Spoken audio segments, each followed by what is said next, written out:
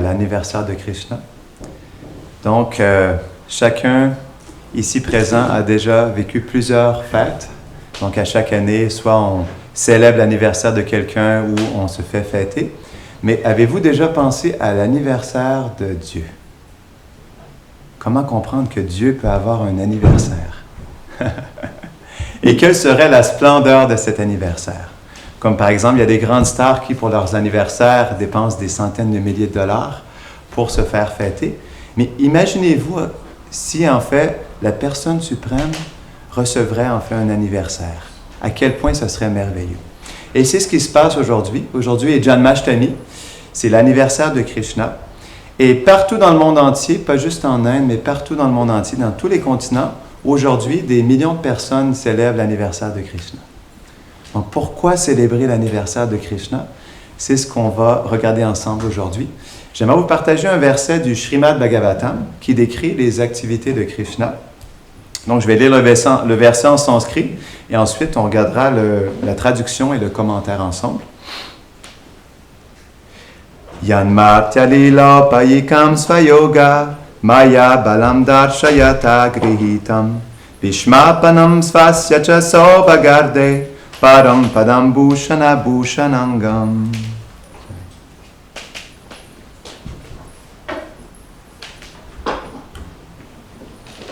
Traduction. Le Seigneur, Sri Krishna, est descendu dans le monde des mortels par sa puissance interne, la Yogamaya. Il est venu dans sa forme éternelle, qui scie tout à fait à ce divertissement. Quant à ces divertissements, ils ont fait l'émerveillement de tous, même de ceux que rendait fiers leur propre opulence, et jusqu'au Seigneur lui-même en tant que maître de Vaikunta. Ainsi, son corps spirituel représente-t-il l'ornement d'entre les ornements. Teneur et portée.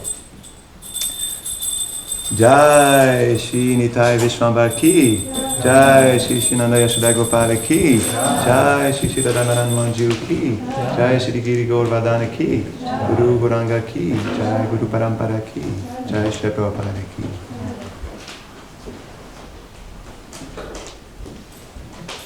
Teneur et portée. Comme le confirment les hymnes védiques, Nityo Nityanam Chetanash Chetananam. Le Seigneur suprême excelle tous les êtres vivants dans tous les univers du monde matériel. Il est le plus grand d'entre tous, nul ne peut le surpasser, ni même l'égaler en richesse, en puissance, en renommée, en beauté, en savoir ou en renoncement. Lorsque Sri Krishna était présent en notre univers, il ressemblait à un humain, car son apparence était tout à fait appropriée à ces divertissements dans le monde des mortels. Il ne vint pas au sein de la société des hommes dans sa forme de Vaikunta, dotée de 4 bras, car elle ne se prêtait pas à ce divertissement. Cependant, bien qu'il soit venu sous des traits humains, nul n'a jamais pu l'égaler en l'une ou l'autre des 6 caractéristiques attirantes de sa personne. Chacun en ce monde est plus ou moins fier de ses attraits. Mais lorsque Sri Krishna évoluait parmi les hommes, il surpassait tous ses contemporains, et ce, dans l'univers entier. Lorsque les divertissements du Seigneur deviennent visibles aux yeux humains, on les dit prakata. Mais lorsqu'au contraire ils ne peuvent être observés, ils sont qualifiés d'aprakata. Donc prakata veut dire manifeste et aprakata veut dire non manifeste aux yeux des êtres humains. En vérité, les divertissements du Seigneur ne connaissent jamais de cesse, pas plus que le soleil ne quitte le firmament. Le soleil, en effet, se maintient toujours sur son orbite, mais il est parfois visible et parfois invisible à nos yeux limités. De même, les divertissements du Seigneur se déroulent toujours dans un univers ou dans un autre. Lorsque Krishna disparut du royaume spirituel de Dwarka, il ne s'agissait d'une disparition qu'aux yeux des gens qui se trouvaient là à ce moment. Il ne faut pas commettre l'erreur de juger le corps spirituel du Seigneur, en tout point adapté à ces divertissements dans le monde des mortels, comme inférieur en quoi que ce soit à ces différentes manifestations sur les Vaikunta Loka. De fait, les corps qu'il manifeste dans l'univers matériel sont absolus, dans le sens que ces divertissements, à l'intérieur du monde des mortels, révèlent une miséricorde plus grande que celle dont il fait preuve sur les planètes Vaikunta. Sur les Vaikuntha-lokas, le Seigneur montre certes beaucoup de miséricorde aux âmes libérées, les Nityamukta, mais au cours de ses divertissements dans le monde des mortels, il accorde sa grâce même aux âmes déchues, aux Nityabada, à jamais conditionnées.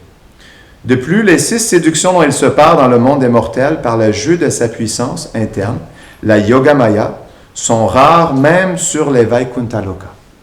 Tous ces divertissements sont manifestés non par l'énergie matérielle, mais bien par son énergie spirituelle. On va arrêter ici, c'est quand même une longue teneur et portée. Om Agyanti Mirandasya Gananjara Sharakaya Chakshurun Meditam Yena Tasmai Shri Gurave Namaha Shri Chaitanya Manobishtam Stapitam Yena Bhutare Svayam Rupa Kadamayam Dadati Svapadantikam Vanshakal Patarubhyashta Kripa Sindhubhya Evacha Patitanam Pavanebhyo Vaishnavebhyo Namo Namaha Jaya Shri Krishna Chaitanya Prabhu Nityananda Shri Advaita Gadadhara Shivasadi Gaura Bhakta Vrinda Hare Krishna Krishna Krishna Hare Hare Hare Rama Rama Rama Hare Hare Namam Vishnupadaya Krishna Peshtaya Bhutale Shmate Bhakti Swarup Damodar Goswami Niti Namine Namam Vishnupadaya Krishna Peshtaya Bhutale Shmate Bhakti Vedanta Swami Niti Namine Namaste Sarasvati Deve Gauravani Pracharine Nirvesesha Shunyavadi Pashtatyade Shatarine. Donc, comme on l'expliquait tout à l'heure, aujourd'hui est l'anniversaire de Krishna. Comment comprendre que le divin prenne une forme personnelle? C'est quelque chose qui est complètement inconcevable. Parce que lorsqu'on regarde dans ce monde, on regarde en lien avec nos yeux de ce monde. On perçoit les choses selon notre identification et selon ce qu'on perçoit de ce monde. Mais comme l'expliquait ce verset, le corps du Seigneur est complètement absolu. Il est Sat-Chit Ananda. Il est d'une qualité complètement différente de la nôtre. Sat veut dire qu'il est d'existence éternelle. Chit, qu'il est rempli de connaissance, de conscience. Et Ananda, rempli de félicité. On peut voir que ce n'est pas vraiment la nature de notre corps. Donc le corps humain est complètement différent du corps spirituel du Seigneur. Donc c'est pour ça que, malgré le fait qu'il soit non-né, qu'il soit infini et qu'il soit présent partout dans la création entière, il est aussi présent et est capable de venir personnellement et de naître aussi. On appelle ça les lilas du Seigneur, les divertissements du Seigneur. Comme tous ici que nous sommes dans ce monde, essayons de créer nos propres divertissements, à essayer justement de créer sa propre histoire. Comme on voit dans les films à la fin, on dit toujours « Ils vécurent heureux et eurent plusieurs enfants ». Donc, on peut voir que nous-mêmes, ici présents, mettons toute notre énergie à essayer de créer nos propres divertissements. Bâtir une carrière, bâtir une famille, bâtir son royaume. Et c'est tout à fait naturel parce que, justement, comme explique Krishna dans la Bhagavad Gita, l'âme spirituelle que nous sommes est une partie intégrale de lui. Donc, naturellement, parce que Krishna souhaite partager ou vivre ses divertissements, l'âme aussi souhaite en vivre, mais dans ce monde, comme c'était expliqué dans le commentaire, les âmes conditionnées, en fait, cherchent à vivre des divertissements, mais séparés du Seigneur, à créer leur propre divertissement. Et c'est la raison pour laquelle Krishna descend dans ce monde. Comme Swamiji l'expliquait ce matin, la raison principale, prédominante pour laquelle il vient dans ce monde, c'est pour le plaisir de ses dévots. Parce que si on comprend la personnalité de Krishna, Krishna, il est conquis par l'amour. Il explique lui-même dans la Bhagavad Gita, Bhaktyamam abhijanati yavanyascha smitat vataha, que seulement par la pure dévotion, on peut me connaître et je me révèle à cette personne. Donc Krishna, il explique lui-même qu'il se manifeste seulement lorsqu'un dévot l'aime, partage des sentiments d'amour. C'est ce qui attire Krishna. Pourquoi? Parce que les Védas expliquent Raso Vaisa. On pourrait dire que c'est l'essence de tout. Raso Vaisa veut dire que la vérité absolue, qui est une personne, est le réservoir de tout plaisir. Donc, si on comprend Dieu en tant que personne, si Krishna lui-même, il est Bhagavan, ce qui veut dire qu'il possède toutes les qualités, toutes les opulences, que ce soit la beauté, la richesse, la renommée, la sagesse. Même s'il a toutes ces richesses en lui, il a toutes ces opulences, mais ce qui fait que Krishna révèle ses divertissements, c'est qu'il souhaite agrandir son plaisir. Donc, en lui-même, il est Atmaram. Atmaram veut dire qu'il est autosuffisant. Parce qu'il est la source de tout, il contient tout en lui-même. Donc, il n'est pas obligé, en lui-même, il est complet. Mais pour pouvoir justement agrandir ce plaisir et aussi apporter une diversité dans ce plaisir, il éveille ce qu'on appelle le rasa. Rasa veut dire des relations, relations d'amour. Comme ici, en fait, même comme on pourrait dire, juste avec notre corps, on a une relation. On a une relation avec notre environnement, on a une relation avec le soleil, on a une relation avec les êtres qui nous entourent. Donc, naturellement, tout ce qu'on vit dans ce monde est aussi une relation. Pour pouvoir justement agir, on relationne avec quelque chose. Donc, l'âme qui est située dans le cœur relationne avec l'âme suprême, et l'âme suprême écoute les désirs de l'âme pour justement satisfaire ses désirs. Donc, c'est la même chose pour Krishna, parce que ça vient de lui naturellement. Krishna, raso vaisa, pour augmenter son plaisir, prend ses shaktis, qu'on appelle ses énergies, comme il est expliqué dans le verset, sa yogamaya, qu'on appelle son énergie interne. Donc ici, ce monde, il est fait de l'énergie externe, qu'on appelle Bahiranga Shakti. Donc la Bahiranga Shakti, c'est l'énergie externe matérielle, temporaire. C'est aussi une Shakti de Krishna, mais elle a une fonction différente. La fonction de cette énergie est de nous mettre dans l'illusion de notre vraie nature. Mais Krishna a bien d'autres énergies, dont l'énergie qui est la plus proche de son cœur, qu'on appelle l'énergie interne, qui manifeste ses propres divertissements, qu'on appelle Yogamaya ou Antaranga Shakti. Et cette énergie, c'est cette énergie qui manifeste tous les divertissements de Krishna, qui permet à Krishna de relationner avec tous les êtres, dans toutes sortes de capacités, dans toutes sortes de réciprocités. Donc Krishna, il est complet en lui-même, et parce qu'il est Rasaraj, le roi de toutes les relations, il permet à tous les êtres vivants d'avoir une relation personnelle avec lui, selon le désir de l'être. Il y a un grand sage qui s'appelle Rupa Goswami. Il a écrit le Bhakti Rasamrita Sindhu, le nectar de la dévotion. Donc ce livre, en fait, explique la science du rasa, la science de la pure dévotion. Et dans ce livre, il explique que chaque être vivant est attiré par une qualité spécifique de Krishna. Parce que Krishna possède des qualités illimitées. C'est ce qui nous attire dans ce monde. Qu'est-ce qui nous attire dans ce monde? Nul autre que Krishna sous la forme de ses qualités. Qu'est-ce qui fait qu'il y a de la beauté dans la fleur? Qu'est-ce qui amène le parfum de la rose? Qu'est-ce qui amène la chaleur du soleil? Qu'est-ce qui amène la beauté d'une Ferrari, la puissance d'une Ferrari? Donc, toutes ces qualités qui nous attirent sont nul autre que les qualités de Krishna. Krishna, il explique lui-même dans la Bhagavad Gita, dans le 10e chapitre, il explique ses opulences. Il explique des montagnes, je suis les Himalayas. Des poissons, je suis le requin. Il explique en fait différentes opulences qui viennent de lui, qui sont ses qualités propres, qui émanent de sa personne. Donc, c'est ce qui fait en fait que Krishna, par ses qualités, attire tous les êtres de toute la création entière.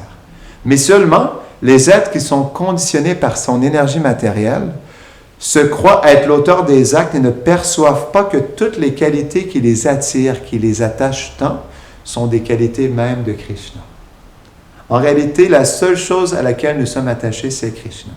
C'est pour ça qu'il dit, dans le Srimad Bhagavatam, dans ce texte qu'on vient de lire, il explique, si vous êtes rempli de désirs matériels, si vous n'avez pas de désir, ou si vous désirez la libération, parce que c'est moi, le Seigneur suprême, qui accomplit tous vos désirs, vous devez vous abandonner à moi, parce que de toute façon, c'est moi qui réalise tous vos désirs.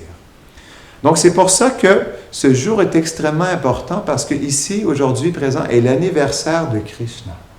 Et c'est quelque chose qui est extrêmement important dans notre vie, parce que ça nous aide à méditer sur cette personne qui est notre source.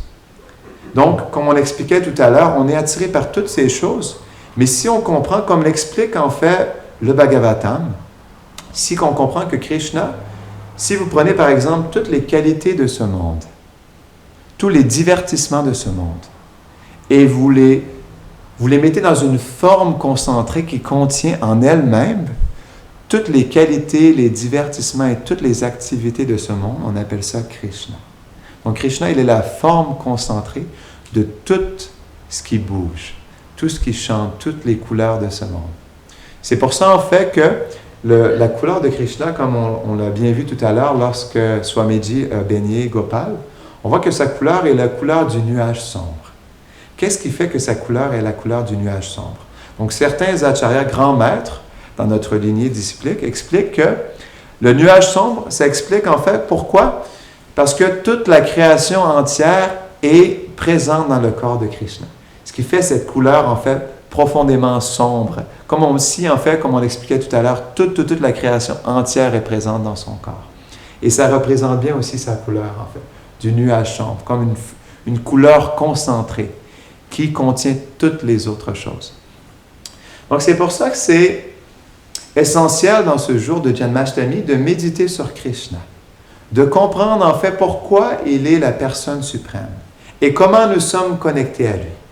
Et c'est la raison pourquoi, on pourrait dire la raison secondaire pourquoi il vient ici. Tout à l'heure, on expliquait qu'il est complètement conquis par l'amour de ses dévots.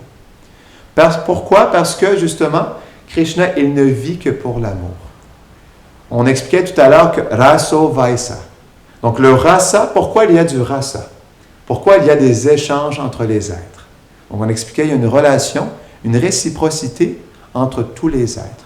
Il y a aussi une réciprocité entre Krishna et tous les êtres ici présents. C'est pour ça qu'il vient dans le cœur de tous les êtres vivants. Il explique dans le 18e chapitre, verset 61, qu'il est situé dans le cœur de tous les êtres et qu'il dirige les activités de tous les êtres vivants qui sont situés dans le corps qui est comme une machine. Donc Krishna, parce que justement, il est le réservoir de tout le plaisir, et rasaraj, il souhaite réciproquer avec tous les êtres. Et rasa veut dire échange. Pourquoi on échange avec les êtres? Pour goûter des sentiments. Pourquoi la mère souhaite avoir un enfant? C'est pour goûter une relation d'amour avec son enfant. Pourquoi un homme et une femme s'unissent? C'est pour avoir une relation d'amour. Pourquoi des amis de cœur prennent du temps de qualité ensemble pour se rencontrer? C'est pour aussi échanger de l'amour. Donc, on voit que cet échange d'amour est un principe fondamental qui gouverne la création. Parce que c'est ce principe d'amour qui fait que Krishna, par amour pour tous les êtres vivants, crée cette création. Il crée cette facilité pour les âmes conditionnées que nous sommes, pour nous permettre d'éveiller notre conscience, de peaufiner notre conscience, notre mentalité, pour pouvoir justement avoir une conscience qui est plus en direction de comment Krishna vit les choses. Parce que comme l'explique Krishna dans la Bhagavad Gita, il explique le service de dévotion. Pourquoi le service de dévotion? Parce qu'une relation d'amour est basée sur le service. En réalité, dans notre monde, on ne comprend pas réellement qu'est-ce que relation veut dire. Nos relations sont réellement basées sur l'exploitation. On exploite l'autre personne pour son plaisir personnel. Donc, on donne cet exemple de comme quelqu'un qui prend le jus du citron, qui presse le citron complètement et qui prend le jus. Une fois que le jus n'est plus, on rejette le citron en entier. Donc, si on voit dans nos relations de tous les jours, comment faire, si on comprend réellement la science des relations, qu'est-ce que relation veut dire? En réalité, nous n'avons pas vraiment des réelles relations parce que ce sont des relations qui sont basées sur l'exploitation. Chaque être cherche à exploiter une autre personne. Parce que dans ce monde, parce que ce monde est basé justement sur le fait de contrôler et de jouir de tout ce qui nous entoure, cette mentalité nous pousse, même dans nos relations, à jouir des autres, mais pour soi-même. Il y a un aspect un peu de... Parce qu'on souhaite être aussi, comme l'expliquent les anciens textes de yoga, on souhaite être Dieu. C'est la raison pour laquelle nous sommes ici. Et c'est pourquoi Krishna vient dans ce monde, pour nous montrer que nous ne sommes pas Dieu.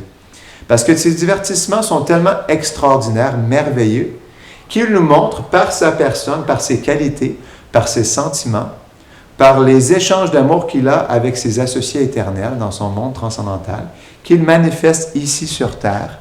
Il nous montre qu'il est Dieu, la personne suprême, et que justement son monde est le monde suprême. Il explique lui-même dans le 8e chapitre qu'au-delà de ce monde de matière se trouve un monde éternel, où il n'y a ni besoin d'électricité, où tout est vivant, tout est conscient. C'est ce que les acharyas, les grands sages, expliquent. Que dans cette réalité où Krishna vit, cette réalité est complètement consciente. Donc on peut voir ici, on est dans le monde de la matière. Donc la table est faite de matière, le corps est fait de matière, la chaise, le pilier, les murs sont faits de matière. Mais dans le monde transcendantal, tout est fait de conscience. C'est quelque chose qui est complètement inconcevable. Et c'est pourquoi Krishna vient dans ce monde pour révéler ses divertissements. Donc on expliquait l'aspect secondaire en premier, parce qu'il souhaite réciproquer avec ses dévots qui veulent une relation d'amour avec lui. Il descend dans ce monde pour attirer les êtres qui souhaitent s'abandonner à lui, se reconnecter à lui, à justement redévelopper leur relation avec lui. Comme on expliquait tout à l'heure, ces divertissements, parce qu'ils sont merveilleux, attirent tous les êtres. Je pensais à ça aujourd'hui. Donc, il y a tellement de films, de romans qui sont écrits par toutes sortes d'écrivains, comme par exemple, il y a Le Seigneur des Anneaux, Harry Potter, toutes sortes d'histoires qui nous fascinent, qui nous attirent. Mais je me disais ce matin que le Seigneur des Anneaux devrait aller se coucher. Parce que les divertissements du Seigneur sont tellement merveilleux par la qualité de ces divertissements.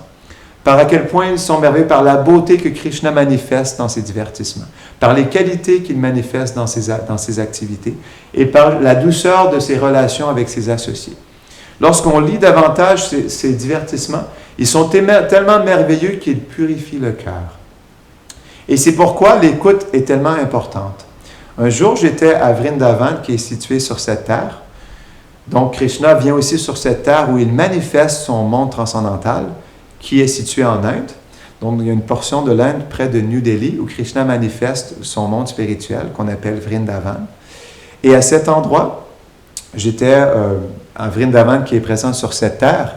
Et il y a un swami, un grand sage, qui expliquait que, en fait, la meilleure manière d'entrer dans le monde spirituel, c'est par l'écoute. Et ça m'avait vraiment frappé. Il avait dit que si nous ne sommes pas qualifiés par la conscience pour, par nous-mêmes, rentrer, par une grande qualification, rentrer dans le monde transcendantal, on peut au moins commencer par entrer à travers l'écoute. C'est pour ça que dans les processus de dévotion, comme l'explique Prahlad Maharaj, un jeune de 5 ans, qui était un grand sage, il explique Shravanam Kirtanam. Donc, le premier aspect, ou on pourrait dire processus de la dévotion, est l'écoute. Parce qu'à travers l'écoute, on peut commencer à découvrir le Seigneur suprême. Lorsqu'on entend parler des gloires du Seigneur, de sa forme, premièrement de son nom, de sa forme, de ses qualités, de ses divertissements et de ses associés, graduellement, on devient attiré. C'est pourquoi le Seigneur suprême s'appelle Krishna. Krishna est un nom qui va merveilleusement bien à Krishna. Pourquoi? Parce que Krishna veut dire infiniment fascinant. Il fascine par ses qualités infinies. Il fascine par sa beauté. Il fascine par ses divertissements. C'est pourquoi Krishna est un nom parfait pour le Seigneur suprême, parce qu'il est infiniment fascinant par toutes les qualités, parce qu'il est le plus grand, parce qu'il est le plus petit, parce qu'il est le plus beau, parce qu'il est le plus riche. C'est pour ça qu'on l'appelle Krishna. Il fascine d'une manière infinie, parce qu'il est en lui-même, il contient toutes les choses de ce monde. Donc on expliquait tout à l'heure que c'est difficile de comprendre que Dieu soit une personne. Il y a dans notre lignée, on pourrait dire même Dieu, la personne suprême, qui vient lui-même pour nous enseigner comment comprendre Krishna lui-même, qu'on appelle Chaitanya Mahaprabhu. Donc Chaitanya Mahaprabhu, il a énoncé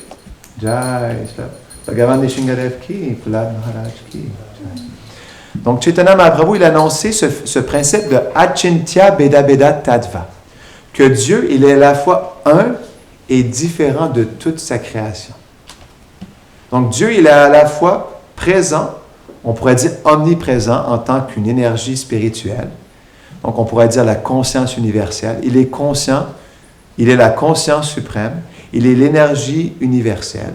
Donc il est à la fois cette énergie suprême, mais à la fois aussi une personne. Il est à la fois très loin, mais il est à la fois très proche aussi. Donc Krishna lui-même, il a une énergie qu'on appelle la Achintya Shakti, qui est l'énergie qui harmonise ses contradictions. Donc ces contradictions qui sont apparentes où Dieu est à la fois impersonnel et personnel. Krishna, il a une énergie qui s'appelle l'Achintya Shakti, qui, on pourrait dire, réconcilie, est-ce qu'on dit en français?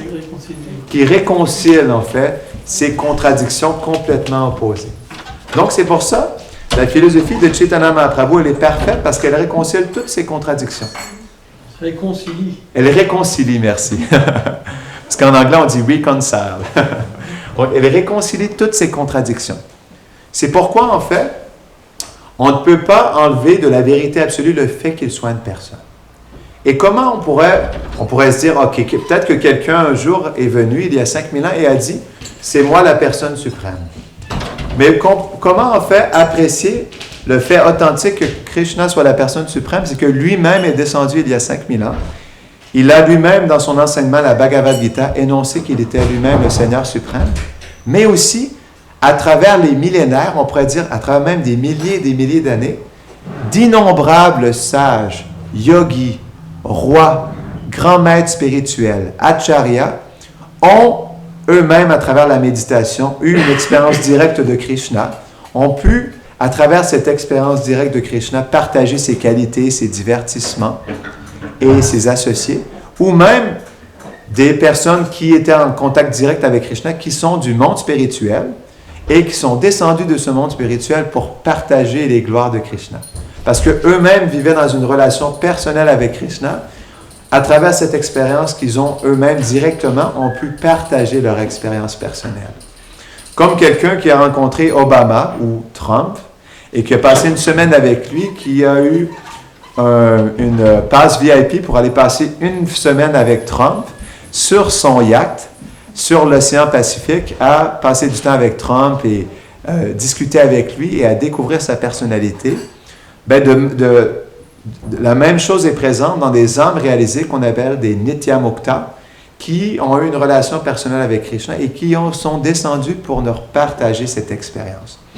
Donc c'est pour ça que certaines personnes en Inde aujourd'hui disent « Je suis le Seigneur suprême », qu'on appelle des faux gourous ou des faux avatars. Donc aujourd'hui, on pourrait dire qu'il y a une panoplie de faux avatars qui expriment qu'ils sont le Seigneur suprême.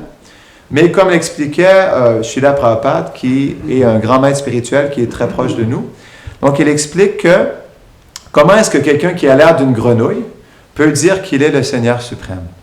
Donc il y avait quelqu'un qui disait qu'il était Krishna, mais il avait l'air d'une grenouille. Donc comment est-ce que Dieu peut avoir l'air d'une grenouille?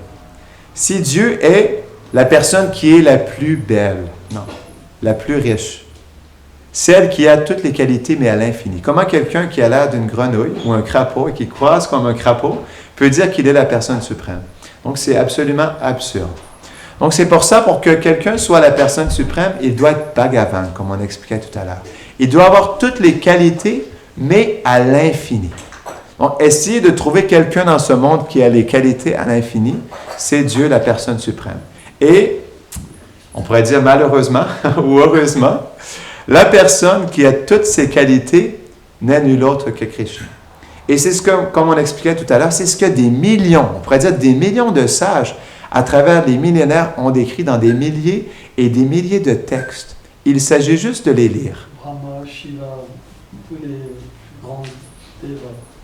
Tous les demi-dieux qui peuplent notre univers ont glorifié le Seigneur suprême. Il s'agit juste de lire. Le Srimad Bhagavatam, qui décrit les activités transcendantales du Seigneur, a 18 000 versets. Et comme l'explique le Bhagavatam, il y a des millions d'univers, et le Srimad Bhagavatam qui se trouve ici présent, est dans l'univers le plus petit. Nous sommes dans le plus petit univers de la création entière. Donc, le Bhagavatam a seulement 18 000 versets. C'est expliqué que dans d'autres univers, qui sont bien plus grands que celui-ci, le Bhagavatam contient des millions de versets sur les gloires du Seigneur. Donc, vous imaginez à quel point le Seigneur, il est infini. Donc, c'est pour ça que il faut juste apprendre et commencer à découvrir Krishna. Il ne s'agit pas de changer sa vie complètement. Comme l'expliquait Srila Prabhupada, il s'agit juste d'ajouter Krishna dans votre vie. Et quoi de mieux que le jour de Janmashtami pour faire un vœu dans votre cœur et de dire, aujourd'hui, dans ce jour de Janmashtami, je souhaite découvrir Krishna. Je souhaite apprendre quelle est cette personne merveilleuse qui fascine tous les êtres par sa douce beauté infinie. Donc, c'est pourquoi ce jour est le jour idéal pour s'approcher de Krishna. Demander à Krishna de se révéler à nous. De prendre une détermination dans notre vie pour découvrir cette douce personne qui, justement, contient toute la création entière en lui. Donc, on expliquait tout à l'heure, c'est pour ça qu'il vient dans ce monde et parce que, justement, Krishna souhaite des relations, rasa, on expliquait, il souhaite augmenter le plaisir, il souhaite goûter ce plaisir avec tous les êtres et il permet à tous les êtres d'exprimer la relation que l'individu veut vivre avec lui. C'est pour ça qu'il est rasaraj. On expliquait tout à l'heure, juste pour un peu peaufiner là-dessus. Donc, Krishna, il permet à tous les êtres vivants d'avoir une relation personnelle avec lui. Comme on expliquait, il y a une qualité spécifique en Krishna qui attire chacun d'entre nous. Donc, chacun d'entre nous ici présent, il y a une qualité spécifique en Krishna qui nous attire, que ce soit sa beauté, sa compassion, que ce soit son humour, ou que ce soit son côté héroïque, ou son côté charmeur, ou même quand parfois il est en colère, lorsqu'il se bat avec des démons. Donc, il a tellement de qualités infinies qu'il attire tous les êtres vivants, autant que nous sommes. Donc, c'est pour ça, il permet et aussi, il facilite justement des divertissements, mais infinis, qu'il manifeste lui-même dans la personne originelle qu'il est, parce que Krishna, il est la chandelle originelle. Le Srimad Bhagavatam décrit qu'il est Swayam Bhagavan, qu'il est la chandelle originelle, et tous les avatars ou les autres manifestations de Dieu sont d'autres chandelles. Donc, de cette chandelle originelle, une autre chandelle est allumée, et ainsi de suite. Jusqu'à temps que, aussi, cette chandelle allume aussi tous les êtres que nous sommes, parce que nous sommes aussi une énergie du Seigneur, non? Donc, c'est pour la raison pourquoi Krishna manifeste des divertissements infinis lorsqu'il descend en ce monde pour manifester ces divertissements de Krishna, la personne suprême, à Vrindavan, qu'on appelle Vrajendra Nandana Krishna. Donc, il vient et il manifeste ces divertissements qui sont les plus doux, mais aussi il vient pour tous les êtres qui sont plus attachés à lui sous la forme, justement, d'opulence, ou sous la forme de... Même aussi, certaines personnes sont attirées de voir Krishna se battre contre des démons. C'est pour ça qu'il manifeste toutes sortes de divertissements. Mais Krishna, Vrajendra Nandana Krishna, vient dans ce monde pour partager ces divertissements de Vrindavan, mais pour une raison bien précise. Il attire les êtres par sa douceur. C'est la différence entre Krishna et Vishnu. On pourrait dire Vishnu est Dieu au travail et Krishna est Dieu à la maison. Donc, les différents avatars de Dieu sont juste différents rôles de Dieu. Donc, Krishna, lorsqu'il veut créer la création entière, il vient en tant que Vishnu. Donc, il y a plusieurs formes de Vishnu. Donc, il y a Mahavishnu qui est présent. On pourrait dire le Vishnu originel. Donc, le Vishnu originel est Narayan, le Seigneur de Vaikuntha, mais de lui émane Mahavishnu, qui, en fait, s'allonge sur l'océan de Causal.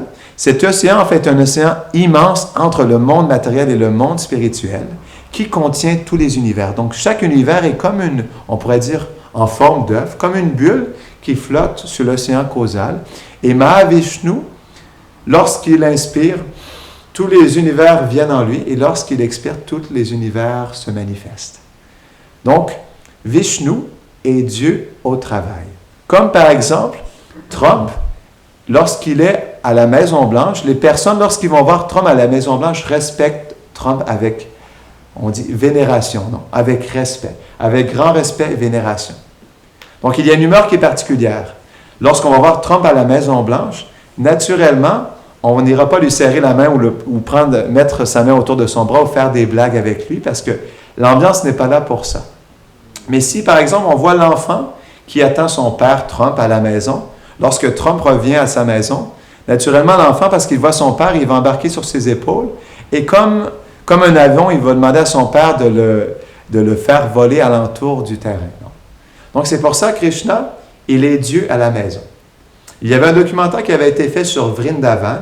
Vrindavan, comme le documentaire l'expliquait, Vrindavan est le terrain de jeu de Dieu. Et le monde matériel, on pourrait dire, est l'endroit où Vishnu travaille. C'est le bureau de Vishnu. Donc, il vient ici pour créer justement toute cette création, pour permettre aux âmes conditionnées de progresser spirituellement. Mais Vrindavan est le terrain de jeu de Dieu. C'est là où Krishna manifeste ses divertissements les plus intimes. Par exemple, lorsque à Vrindavan, il manifeste les activités avec ses amis, les Gopas, ou par exemple, lorsqu'il a un petit enfant, il manifeste ses divertissements avec sa mère, pour goûter cet amour parental et pour partager cet amour avec sa mère. Donc, Vrindavan permet vraiment justement de goûter à des divertissements plus intimes avec ses associés. Et c'est pourquoi Krishna, elle vient. Et le jour de Janmashtami permet justement aux gens de découvrir les doux divertissements du Seigneur. Et c'est pourquoi Krishna, il apparaît dans ce monde. Ces divertissements sont tellement merveilleux qu'ils attirent les êtres à découvrir Krishna.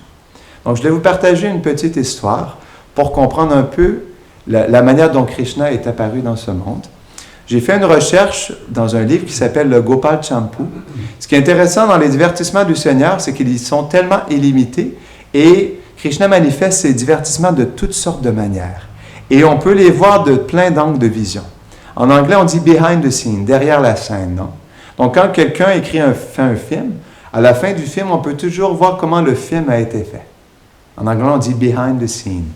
Donc, dans le Gopal Champu, Jiva Goswami décrit des détails de l'apparition de Krishna qui sont vraiment merveilleux. Donc, au départ, comment en fait cette description est venue? Lorsque Krishna était à Vrindavan, il y a deux petits garçons, poètes, qui sont apparus au village de Vrindavan. Et ils sont allés voir Nanda Maharaj, disant qu'ils avaient plein d'histoires à raconter sur l'histoire de Vrindavan. Comment Krishna était venu à Vrindavan? Comment même les grands-parents de Krishna étaient venus s'installer à Vrindavan sur cette terre au départ. Donc, Nanda Maharaj était tellement, on pourrait dire, fasciné d'entendre parler de cette histoire de Vrindavan, qu'il a demandé à toutes les personnes de son village de s'unir, Krishna présent aussi, et il a demandé aux deux enfants poètes qui étaient Madhukanta et Snigdhakanta de partager l'histoire de Vrindavan. Comment Vrindavan est apparu. Et c'est Madhukanta qui commence. Il explique que avant que Krishna apparaisse, il y avait un grand sage qui s'appelait Shri Devamida. Et ce grand sage a eu deux épouses.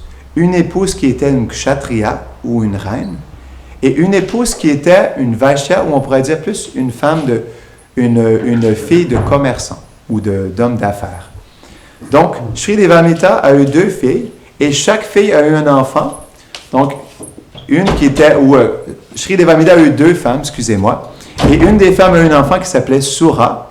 Sura a eu un enfant qui s'appelait Vasudev, et l'autre enfant était Parjanya.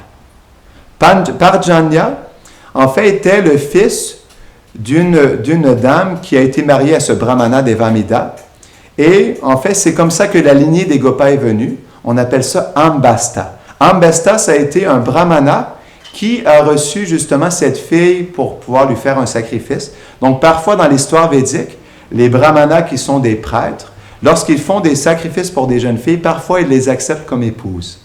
Donc, il y avait cette jeune fille Gopa, ou cette jeune fille de Vaché, qui s'est mariée justement à Devamida, et ce mariage a fait Parjanya. Donc, Parjanya, il a commencé la lignée de Gopa. Et Parjanya était tellement une personne extraordinaire. Juste Parjanya veut dire nuage.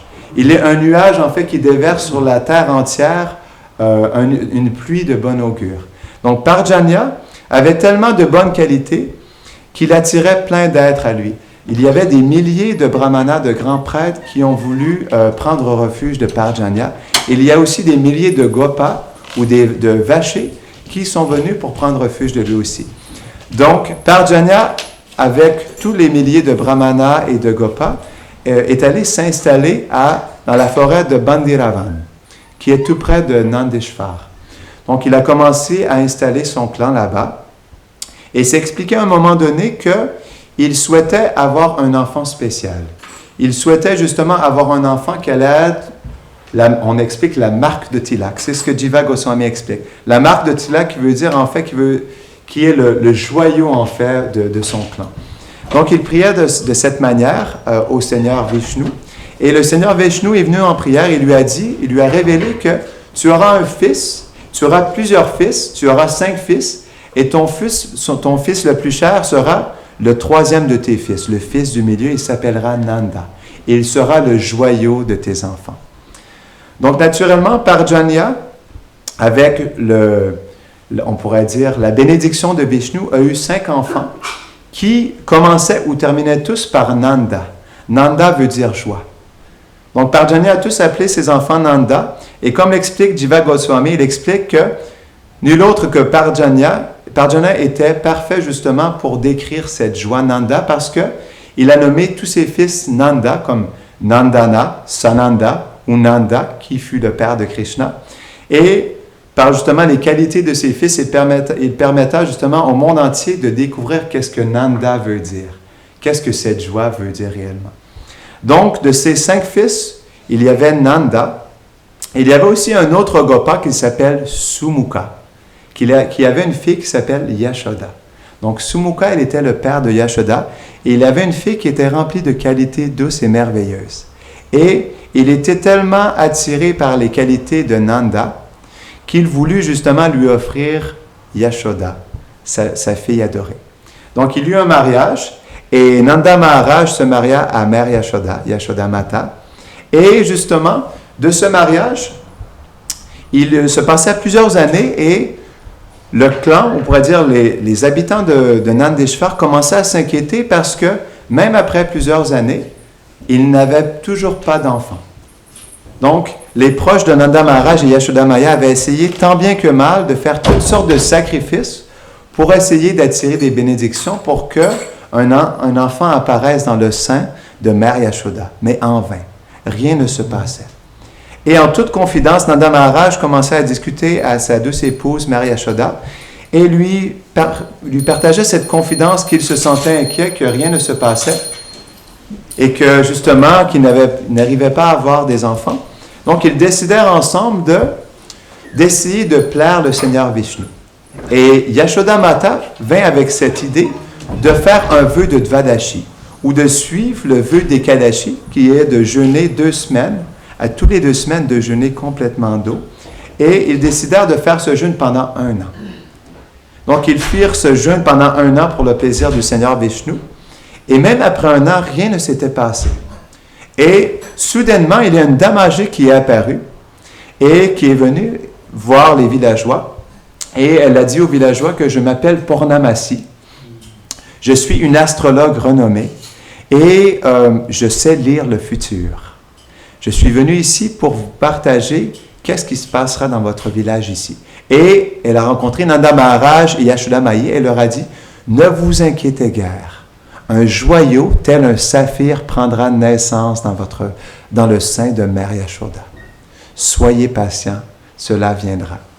Et Nanda Maharaj était tellement impressionné par la sagesse de cette femme. En fait, Mère Purnamasi était venue avec un brahmana qu'elle dit, qui s'appelait Madhu Mangal. Je m'appelle Purnamasi et je suis venu avec ce jeune brahmana qui s'appelle Madhu Mangal, qui est un ami de Krishna, mais qui est venu déjà avant que Krishna apparaisse, qui a accompagné Purnamasi pour révéler le fait que Krishna allait apparaître. Donc, les résidents de Nandeshwar étaient tellement touchés par la générosité de Purnamasi qu'ils décidèrent de lui créer un ermitage fait de feuilles sur le bord de la rivière Yamuna. Donc, c'est à ce moment-là, c'est dès ce jour-là que Mère Purnamasi s'est installée dans le village de Nandeshwar. Donc, Nanda Maharaj et Yashoda Maya étaient tout à fait touchés du fait qu'un 12 enfant allait naître dans le sein de Mère Yashoda. Et à un certain moment donné, Mère Yashoda et Nanda Maharaj firent le même rêve. Ils rêvèrent d'un jeune garçon au teint sombre, avec des caractéristiques merveilleuses, au visage lumineux, au sourire enchanteur, qui justement attirait leur amour dans leurs rêves. Donc le lendemain matin, Mère Yashoda et Nanda Maharaj partagèrent ce rêve et réalisèrent qu'ils avaient fait le même rêve. Et même aussi les habitants de Vrindavan commencèrent à rêver justement de la venue d'un jeune garçon sombre, au teint sombre, aux qualités merveilleuses.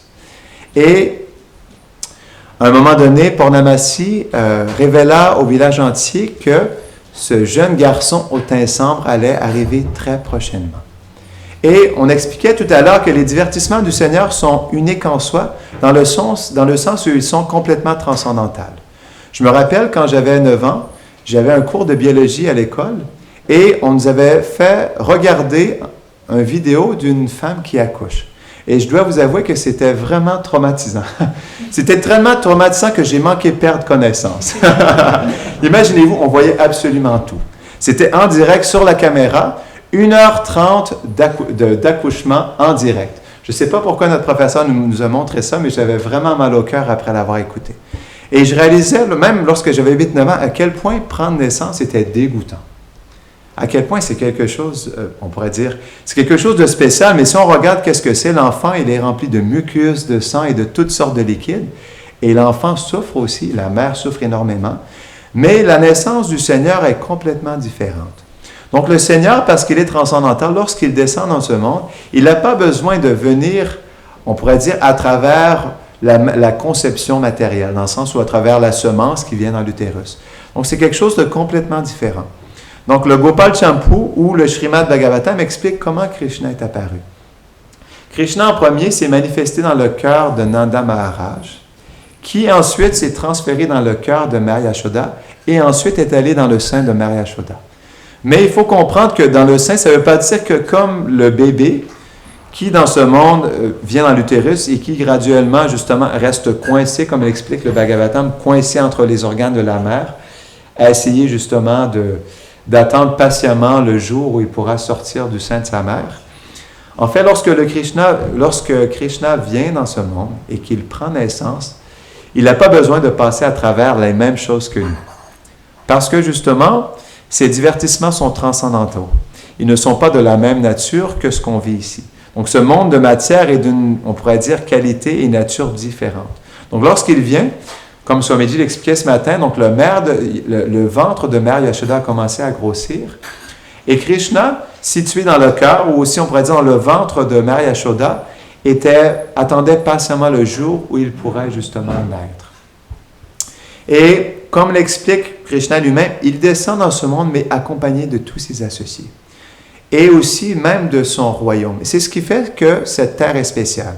Le Srimad Bhagavatam explique que cette terre est la planète la plus sacrée dans cet univers parce que Krishna lui-même a mis les pieds sur cette terre.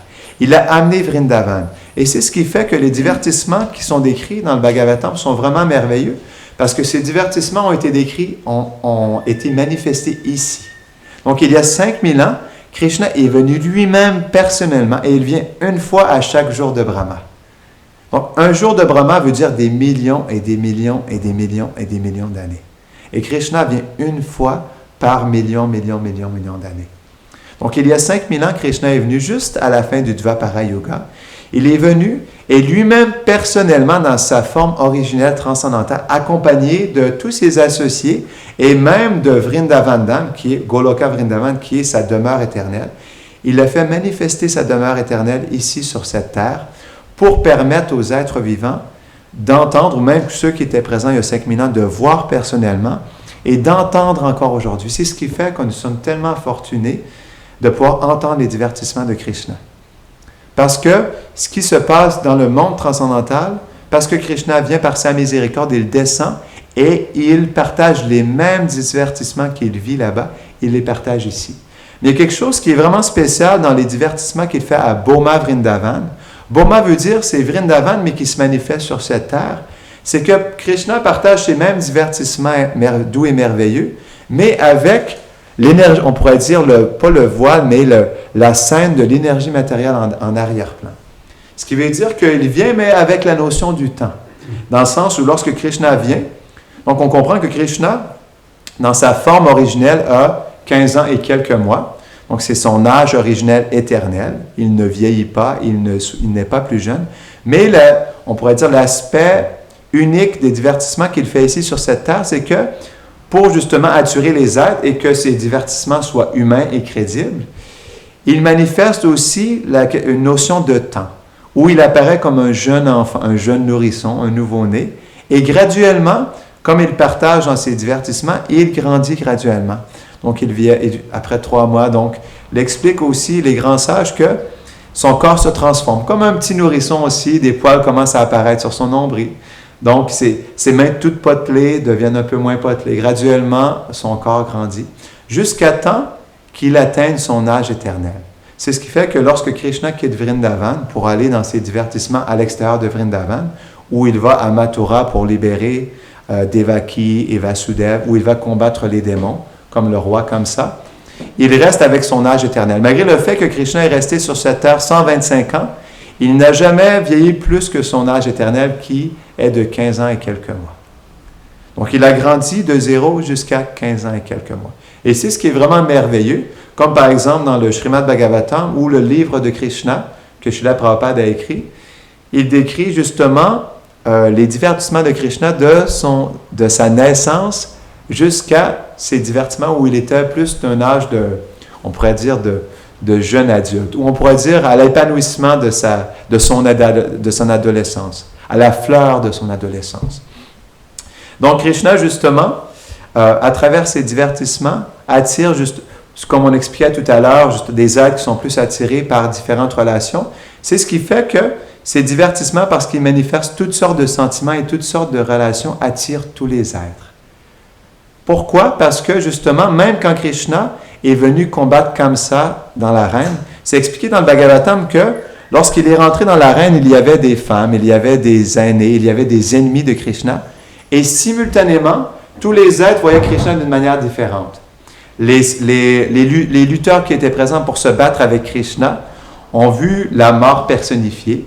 Donc, les jeunes femmes qui étaient présentes dans les arènes ont vu un jeune homme charmeur, et séduisant. Et c'est expliqué comme ça, différentes relations, que chaque personne simultanément ont eu une relation et un sentiment particulier avec Krishna. C'est pourquoi justement la relation avec sa mère, la relation avec ses amis, avec son père, avec ses confidentes ou ses amis intimes, il manifeste ses divertissements pour attirer tous les êtres qui ont un attachement particulier ou une attirance particulière pour ces différentes relations. Et c'est pour ça justement que ces divertissements sont merveilleux. Donc Krishna, il manifeste toutes sortes d'activités. Et juste pour revenir à ce qu'on expliquait tout à l'heure, donc Mère Yashoda, parce qu'elle savait que Krishna allait apparaître, était dans une profonde, on pourrait dire, elle était dans une anxiété spéciale que Krishna vienne parce qu'elle l'avait déjà vu dans le rêve. Et comme on expliquait tout à l'heure, Krishna n'a pas besoin d'apparaître à travers justement la conception matérielle, mais c'est expliqué qu'il était déjà présent dans le sein de la mère. Et un jour qui était le mercredi, dans la constellation du yoga de Arsana, dans un jour de très bon augure, Krishna est apparu. Et comme en fait l'explique le Bhagavatam, il est apparu à minuit du soir. Et pour que Krishna apparaisse, comme on expliquait, l'anniversaire de Krishna n'est pas quelque chose d'ordinaire. Pour que Krishna apparaisse, il faut que ce soit quelque chose qui est extraordinairement merveilleux. Et c'est la raison pour laquelle, lorsque Krishna est apparu, en ce jour de mercredi, ou dans la constellation de Rohini, il est apparu et tous les demi-dieux ont fait en sorte que tout dans l'univers soit de bon augure. Tous les sages ont fait récitaient les mantras. Les gens allaient se baigner dans le Gange et chantaient le nom de Krishna. Donc, c'est expliqué dans le Bhagavatam toutes sortes de phénomènes de bon augure qui prédisaient que Krishna allait apparaître. Et à minuit du soir, Krishna est apparu. Mais comme l'explique en fait le Gopal Champu, Krishna est apparu accompagné de Yogamaya. Donc, Yogamaya, on expliquait tout à l'heure que sa puissance interne est apparue comme une jeune fille nouveau-née. Et il y a une description intéressante dans le Gopal Champu, c'est décrit par Jiva Goswami que Krishna, il est sorti du sein de Mère Yashoda avant Yogamaya, avant sa sœur. Et il aurait été capable de sortir parce que Yogamaya, elle était présente dans le sein de Mère Yashoda et c'est elle qui a fait bouger en fait Krishna. C'est elle, sous sa forme, on pourrait dire impersonnelle, comme l'explique Jiva Goswami, sous sa forme impersonnelle, elle a manifesté justement une ère qui a permis à Krishna de sortir. Et c'est expliqué justement par Jiva Goswami que lorsque Krishna est sorti du sein de sa mère, toutes les fleurs de lotus qui étaient présentes dans la forêt de Vrindavan se sont éclos. Et tout, en fait, tous les cœurs de tous les êtres de Vrindavan se sont épanouis. Parce que Krishna, tel un lotus bleu, a éveillé tout le cœur des êtres. Et c'est ce qu'explique Jiva Goswami. Quand Krishna est apparu, pas seulement Mary Yashoda, mais tous les êtres ont été conscients que Krishna était apparu. Tel un miroir, le cœur, tel qu'un miroir, ont réussi à percevoir que Krishna enfin était venu. Et ce qui est intéressant, une chose que je ne savais pas, c'est que Nanda Maharaj n'était pas présent au moment où Mère Yashoda a reçu la présence de Krishna. C'est expliqué que lorsqu'elle a reçu Krishna, Mère Yashoda était tellement touchée par la beauté de Krishna qu'elle était comme une peinture, muette, sans bouger, qui était complètement émerveillée à voir la beauté de Krishna. Et elle était tellement touchée et attirée par la beauté de son jeune enfant qu'elle n'était même pas capable de bouger et demander à ses amis proches de venir l'aider, de venir voir son enfant. Et c'est pour ça, comme on expliquait tout à l'heure, tous ses amis qui n'étaient pas trop loin ont aussi perçu dans leur cœur que Krishna était apparu. Et elles se sont tous réunies pour justement apercevoir la beauté de Krishna. Et Jiva Goswami décrit que Krishna tel un nourrisson attiré par la beauté de son doux corps d'un nourrisson.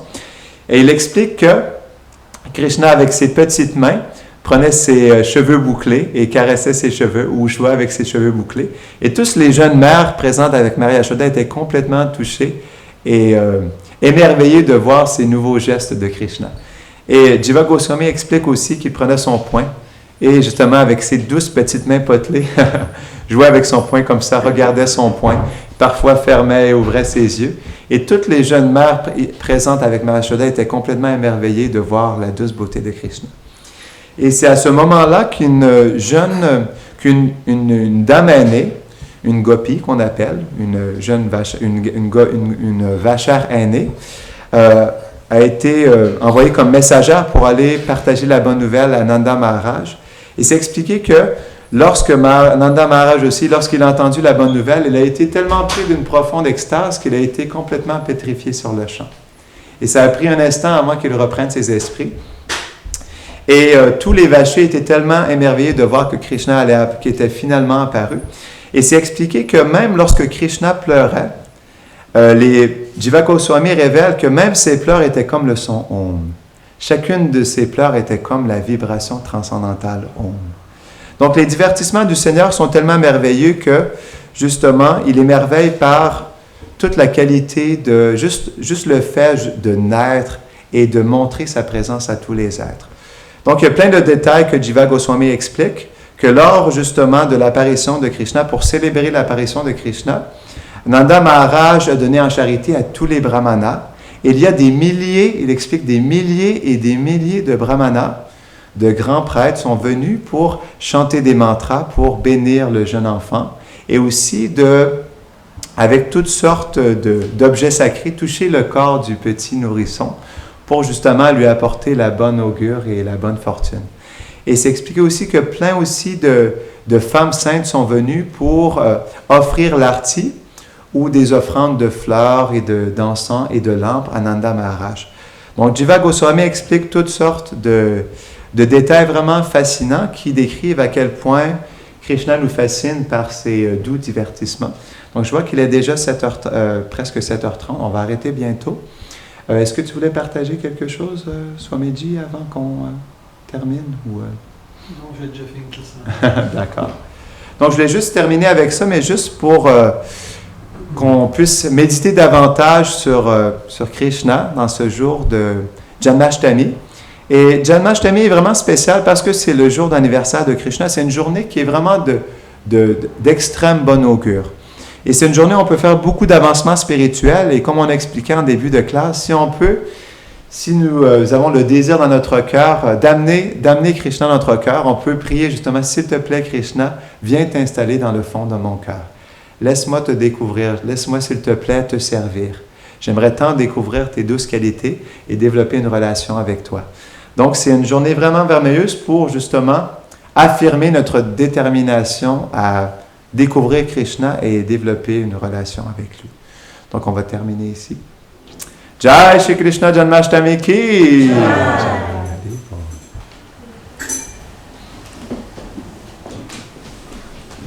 Jai.